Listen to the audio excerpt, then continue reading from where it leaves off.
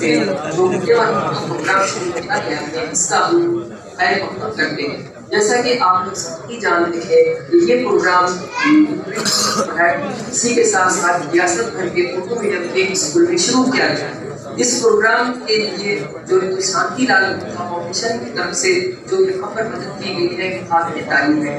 तो चलिए इस प्रोग्राम के लिए मैं अपना एक राय पेश करूंगा कि हमने जो है परिवर्तन की जो तालीम स्कूलों में किया जा रहा है इसका बहुत बड़ा फायदा हो रहा है। जैसा कि हम पहले देखते थे कि तालीम आने से पहले हमारे स्कूल के छोटे छोटे बच्चे आपस में लड़ाई झगड़ा किया करते थे और इसके बाद जो है तो ये बच्चों में टुकड़े बढ़ते जाते थे। लेकिन हमारे साथ जो ये तालीम ट्रेनिंग हासिल की, मूल्यवर्धन क्या है इस बारे में तलबा को बताया, उनको तलबा ने इसमें सुधार आ गया और तालीम तो बहुत ही कारगर है। मैं ये समझता हूँ कि ये तालीम के जरिए से हमें तो भारत में अच्छा शहरी बनेगा और उसके अंदर जैसा परिवर्तन के अवतार की तालीम में बताया गया है, आज़ादी, मसावत, भाईचारे, इससे हमें